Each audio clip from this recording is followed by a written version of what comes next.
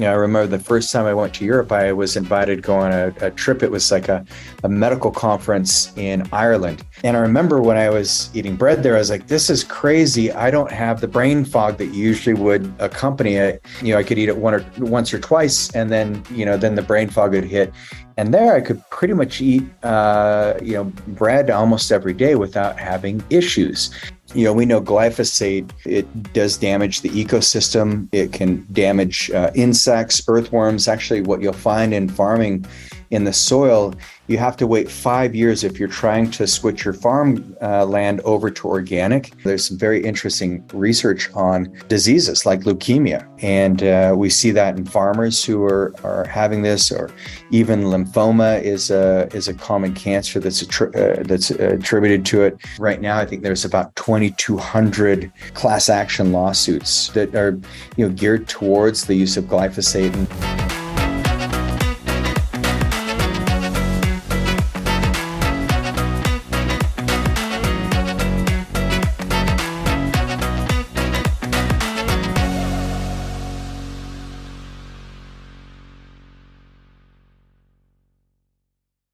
Hello, everybody, and welcome to the Health Accelerator Challenge of the week.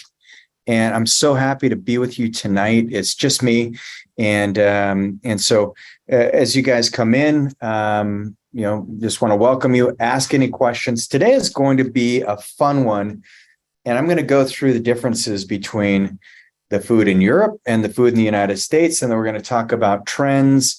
I just returned from a trip of a lifetime. I was in Switzerland, and hopefully I can show some pictures as we go through this, because it was just a magical place. And as I was there, I was thinking, what is it about, what are the policies that the country that we made as in the United States versus the policies made in the European Union that created this opportunity where there's, either a lot of really healthy, abundant food, very clean, versus, like in the United States, we have to be very careful about what we eat, because so much of it's been sprayed with chemicals. So if you've ever wondered and questioned, some of the differences between the countries, today will not be, it's not going to be a super in depth, but it's going to be I'm going to share a few things that I've observed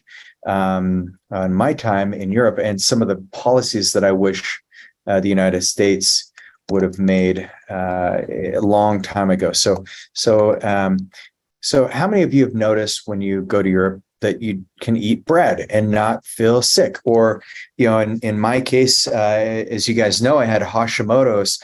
And gluten is such an exacerbator for anybody who has thyroid issues. You do want to avoid gluten and be very careful with it. But I do find that, I remember the first time I went to Europe, I was invited to go on a trip. It was like a medical conference in Ireland. And I remember being there with some friends of mine, these doctors who invited me, and we went and visited different castles, and it was so amazing. And I remember when I was eating bread there, I was like, this is crazy. I don't have the brain fog that usually would accompany it. Usually it would be like, I could eat it like, one or two times. I could eat it once or twice, and then the brain fog would hit. And there I could pretty much eat, bread almost every day without having issues. And so it was pretty amazing, because in Europe they banned the use of glyphosate, and so glyphosate is something that is everywhere in the United States, and so it's pretty toxic. And so if you look at the European Union, they have what's called the European Food Safety Authority, or the EFSA, and we have the Food and Drug Administration. And while both agencies are very important, there's just different policies that have guided a lot of the food industry. And in the United States, we have a country that's arguably, our fertile soil. We have the Great Plains, the Midwest, like you just can't find greater farmland almost anywhere on the planet. Then you look at the Snake River Basin where I grew up, the amount of potato farming that's just incredible there. But as is true to the American kind of thinking, is more is always better. And so we said, well, if there's ways that we can increase our yield, and even if it requires some chemicals that, if you spray chemicals out in the potato fields, and the farmer said, please don't, stay away from the fields for 3 days. It's kind of interesting when we have that policy when, and we're eating that stuff, and so there's just some questions that I've asked along the way. And while I was on this beautiful trip in Switzerland, I just, I thought maybe we could just do our Health Accelerator Challenge and just kind of talk about the differences and talk about some of the things you want to avoid. So one of the things are the natural and the synthetic food additives. And one of those is aspartame. And aspartame is something that adds sweeteners to food. And it's a really tough sweetener on the gut. And actually, in certain studies, they found, and aspartame, by the way, is massive in drinks like Diet Coke. And it's not necessarily, doesn't have Europe does not have a ban necessarily on it. But they do regulate its use in food and beverages more so than the United States. And the regulations, it varies from country to country in Europe. And in certain countries like Switzerland, from what I can read, is it's pretty much forbidden. In other countries like United Kingdom, Spain, France, Germany, Australia, New Zealand, they've found it to be safe for human consumption, and they do allow its use. So there's interesting things that you want to look at. But I think one of the biggest things is the way that the food is produced and the amount of Roundup use. Several European countries have banned specifically glyphosate, and Austria is one of those, Belgium, France, Switzerland. And the nice thing about that is that allows you to have a little healthier foods without so much use of glyphosate and different pesticides and herbicides being sprayed on it. So, and I'm going to share with you guys a couple pictures here. And I'll show you some of the things that we do when we travel. So I love, when I go and travel, I love being active when I travel. And so one of the big purposes of this trip was mountain biking. So I've got a picture right here, and I'm going to try and pull this up, and I'll share with you guys some of my experience, because this was a dream trip.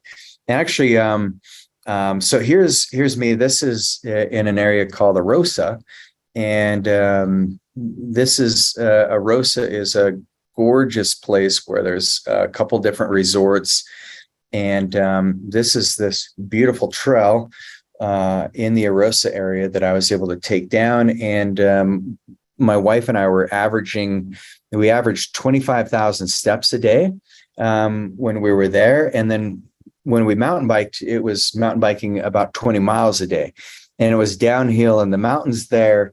If you just imagine, there's just peaks and gorgeous valleys everywhere. And I actually, I just found it so inspiring. I mean, I love the Utah mountains, but if you think of Switzerland and the area that we were in the Alps, it's like you take the Utah mountains and all of our gorgeous peaks, and then you multiply that by 1,000. It just seems like the mountains never ended. And so this gives you just kind of a little snapshot of what it looks like. And I'll pull up a couple other pictures. But one of the things that I do when I travel is I find a lot of us, it's very difficult to eat healthy when we travel.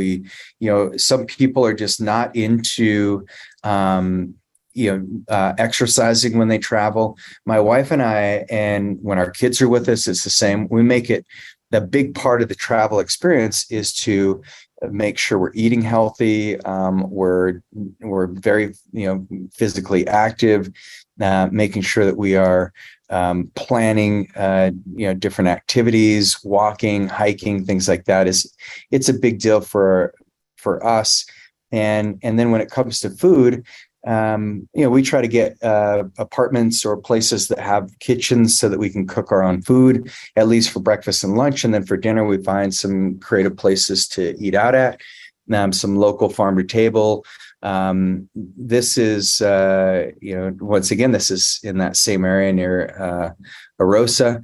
And this one's closer to the Loch Flynn area where we also mountain biked, and just a really cool scene there. But yes, if you look at when you travel, I think, think about where you're going. And I always like to go someplace where I know there's going to be good food. I look for places where I can do cold plunges when I get there to reset my circadian rhythms. And then also, I also want to find places that have lots of physical activity so that I'm more drawn to that. And even if it's visiting a city, then I'll make sure that we walk around, for the majority of the time. What do you guys do when you travel? I'd love to hear from you.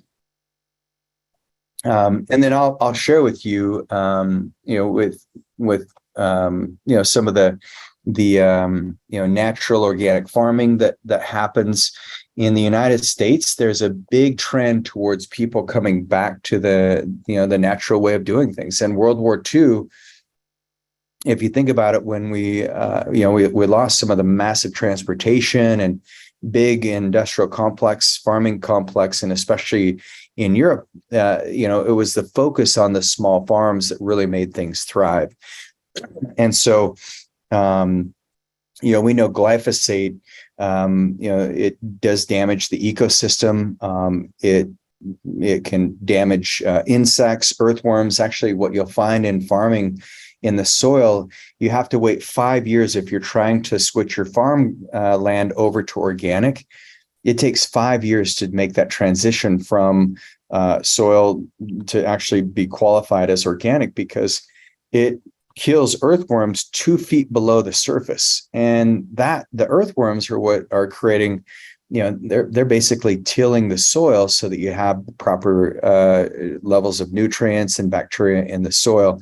The other thing that's happening when we're spraying glyphosate is the soil biota it's more prone to yeast overgrowth.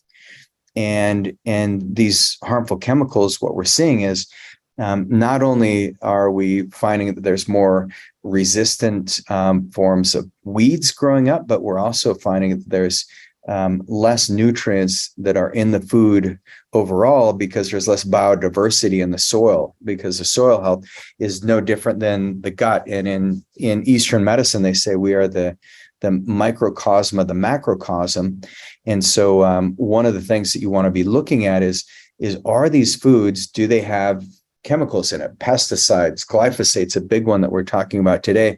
And then you want to look at the plastics as well. And so some of these things, hopefully as you worked with the team so far, you're starting to see that there's some big opportunities here.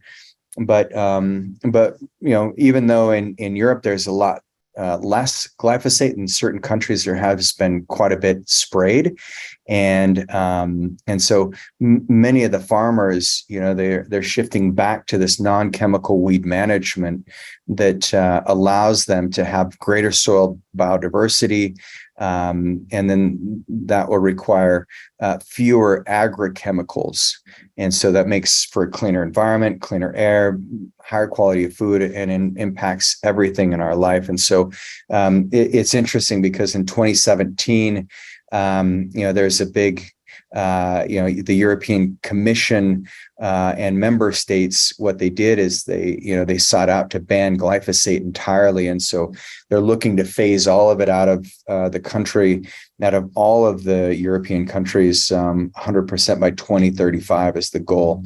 And I think this is, it's a company, an organization called the European Biodiversity and the Farm to Fork Strategy, in cutting the pesticide use almost entirely. Whereas in the United States, our use of it is only growing. And one of the things that happens is you've got this gene called the cytochrome P450. And when that gene is exposed to glyphosate, our bodies lose the ability to absorb and get rid of chemicals, but we also lose the ability to absorb vitamin D. The other thing that happens with glyphosate is it mimics glycine. And so glycine is interesting because what glycine does is it's in the connective tissue in our joints. And so when you have glyphosate there, then glycine can't bind with the other amino acids. And so you have this imbalance in the joints. And that's one of the reasons why people need knee replacements earlier than ever. They have joints that deteriorate. They're in a lot of pain, is because of the glyphosate. And so I think one of the best things that Europe is doing, and they've done differently as far as policies go, is they've cut out the use of expanded glyphosate in the farms, and so more organic farms are there. There's smaller communities. When you go to places, I find it really fascinating that in the United States, it's rare that you can find a restaurant. Well, it's more prevalent these days where you can actually see the list of farmers that they work with. In Europe, when you ask, oh, is this from local herds, the meats, or is this local wine or whatever it may be, but and they look at you kind of funny, like, well, of course it is. Why would we do it any different? And in Europe, it's a lot harder to transport things than it is in the United States with our big freeway systems. But now they're starting to see that in the United States, we're seeing the wisdom of that. And so now regenerative farming's really coming on big time. And people are starting to see that it's made a big change in our overall life expectancy, our overall health. And so I think it's really exciting. So one of the things that you can do if you have had glyphosate exposure, and if you're or if you're curious about it, there's a really powerful binder that we use from Cellcore. It's called HM and ET, so heavy metals and environmental toxins. And the other thing that you can do on a regular basis is apple cider vinegar. And I discovered that over 20 years ago and started using it. And I just noticed I felt better after I ate. I digested things better. But it's a great way. It's one of the ways that you can help metabolize and push glyphosate out. It's also a great way that you can activate that cytochrome P450 gene so that you can detoxify, because some of the studies that show that not only can glyphosate impact your gut, it's a registered antibiotic, but it also has there's some very interesting research on diseases like leukemia. And we see that in farmers who are having this, or even lymphoma is a common cancer that's attributed to it. And so there's right now, I think there's about 2,200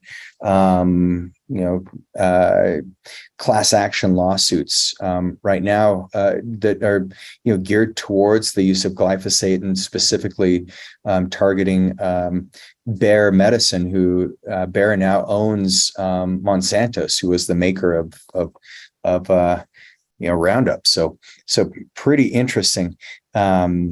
So it's, in certain cases, there's been sales reps who literally will tell you you can drink the stuff. And I guess there's a video circulating out there where they're like, hey, you drink it, and you drink it first, then I will. And the salesperson's like, no way. So, but yeah, there's interesting things is, once Roundup is there, it's more toxic if it's wet versus when it's dry. But either way, there's cases of birth defects, cancers, hormone disruptions, spontaneous miscarriages, issues with fetal development. It's not only carcinogenic, but as far as testosterone levels go, I see our clients. I had one of our clients who his testosterone levels were in like the 200s, 250s, and he's in his 20s, living in Iowa. And once we started getting him on the glyphosate detox, his testosterone, that with some peptides, just shot up. So what's the best way to treat it as far as peptides go? Some of the best peptides you can utilize, and I would take notes on this, but number one is KPV. It's a tripeptide. And this tripeptide, what it does is help seal up the leaky gut, because glyphosate, because it's a registered antibiotic, it disrupts the gut flora. It can be a big cause of leaky gut, and so KPV can seal it up. And so that's one. The other one is BPC 157, and BPC 157 is really powerful because it is not only is it regenerative, it helps create better vascularity in the body. It can help support the joints that are compromised by glyphosate exposure.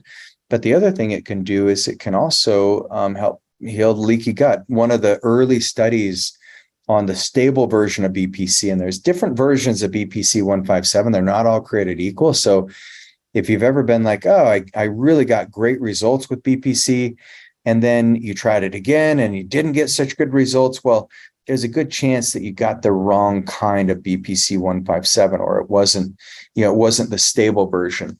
And so, but you can use BPC as an oral version, and it's a great way of sealing up the leaky gut. The other peptide you can use is LL37, because that's a peptide that helps reverse scarring. It also helps with leaky gut. It helps destroy any kind of pathogen. So if you think of some of the pathogens that exist, is if you've got long-term exposure to glyphosate or Roundup, then this is where you can have yeast that overgrow. And so that's where LL37 can come in and eradicate some of that yeast overgrowth. And then the other peptide that isn't talked about much when it comes to the gut and the but it is talked about with the immune system. It's ABP7, but ABP7 has also been shown to help protect the CD34 stem cells that get released from the small intestine, so that you can actually replace your intestinal lining quicker. So I find that there's just so many things that can happen, but one of the reasons we put our clients on CellCore, the first phases, the first 4 steps of CellCore, whenever they start a program, is because we want to get rid of all those environmental toxins. I think, when I was in Switzerland, I actually went and visited one of our clients there. And it was really cool because it's really hard to get peptides over to customs. And I mentioned to him when we were on a call, I said, well, I'll be coming to Switzerland in about a month. And I said, if you meet me there, I can bring you all your peptides. And so it worked out great because able to get peptides for him and his wife and his daughter. But what we ended up doing is, he's talking about, hey, I have so many people in Europe that would love these services. So, maybe in Europe sometime we'll have the eastern part of the world and the western part will truly be aligned. But I don't know that we'd have to use as much CellCore. Probably still would, because so much of Europe has unfortunately done used glyphosate and Roundup. But really the reason we use the CellCore is because of the humic and fulvic acid, the citric acid. There's chlorella. These are all things that help, bind up with the glyphosate and pull it out of the system. And the other thing that we do is make sure that you've got the good like prebiotics. So this is where getting your resistant starches in. You can also use colostrum, and this is where there's a formula from Orthomolecular called SBI Protect, and it's got the immunoglobulins from colostrum, and so it seems to work really well at protecting things. And then you want to do work on the liver. So, chai hu is a really good formula for it. Huang liang. These are great things to help get get that glyphosate out of your system. So, and there's so many other things that you can do, but I think the biggest thing is you're looking at your body, you're looking at your health. You say, where are the interferences? Where are the things that are getting in the way? And what can I do to remove those? Because, at East West, we have big, ambitious goals for your future. Our goal is we want to make sure that you have the healthiest 10 years, the next 10 years, your healthiest 10 years. And so we also want to make sure that you've got this incredible capability of understanding the things that are going to get in your way. And so the challenge for the week is to figure out what in your life, where you're being exposed to chemicals that might just be that death by 1,000 cuts, that thing that's just getting in the way of you feeling and looking and performing your best, and get rid of that. And so that may be, buying more organic food, or really determining if it's organic food, like get real granular and figure out, is there a local farmer, or can you grow your own food? That's even the best. And I would just say, our food is so important, and what we put in our body is so critical. I notice when I go to places where the food is incredibly clean, the water's clean, and there's just a whole different energy in that space and in the environment, it makes a big difference. And so I think each one of us, if this week figure out what we can do to just live a little cleaner, I think you'll notice a big improvement in your health. So I appreciate you guys being part of the community. I hope I didn't indulge too much in my own personal adventures in Europe and my experiences, but I do find that there's just a whole different energy, and even the energy around how food's eaten. They want you sitting at the table for hours. My wife and I always forget, oh yeah, we need to ask for the check, because it's a whole social experience there. And I love that, but I only love that for one meal a day, which is why I find that, if I make my own food when I travel, this is a little hack that I have is, making breakfast and lunch and being very clean. And then for dinner, you can be a little more loose, and then making sure that you're exercising even more, because nothing better than to get your body feeling great when you're on vacation. So appreciate you guys. And challenge for today is just let's get figure out how we can clean things up. I appreciate that, Allison, and really good to have you guys on. And we have several new members that have joined the program, and so you guys are amazing. So welcome. The new people. Joan, thanks so much. Georgia, good to see you. Dora, awesome having you on. Irene, Michelle, awesome to see you in the airport, by the way. That was really cool. I saw Michelle on my way to Switzerland. He and his wife were just leaving. So awesome to have you guys here. Bill, so good to see you. Alan, awesome that you were able to make it. And there's so many others that I just want to thank you guys. And so you guys enjoy the rest of your afternoon. And thanks for welcoming me back, Irene. Always good to be back. I mean, that's the one thing, every time I come home, I'm like, man, I just love Utah. And I love I was talking to one of you today, Jeff, you remember this conversation, but I was talking to you and we just said, do you realize how fortunate, how blessed we are? You just got back from your trip from New York. I just got back from Switzerland. I couldn't imagine doing these things when I was a kid. I mean, I always had dreams of traveling and going to places, but I just find it so rewarding. And I'm always so grateful to come back because of you guys. You guys just light up my life, and I appreciate you. So thanks. And if you enjoyed it, I'm going to be, I'm creating a whole article on Medium. So make sure I'm trying to post some things there. So check it out there, or LinkedIn, and I'll be posting more pictures of my Europe trips. So, all right, we'll see you guys next week. Yeah, and Dora, you lived in Europe for 8 years. Where did you live? What part? Germany. Isn't Germany so clean? What part of Germany? Were you in the Bavarian area or up in the Alps? I mean, in Switzerland, yeah, they speak German, Swiss, Frankfurt, Worms, south of Frankfurt. Wow, what a gorgeous place. So 2 hours from, yeah, you're right there. Holy cow. Well, hopefully this created some nostalgia for you, Dora, and so excited to be able to work with you again. And really appreciate you guys. And I will see you next week. And so, yeah, clean things up, get rid of glyphosate. That's the challenge for the week. Talk soon. Bye-bye.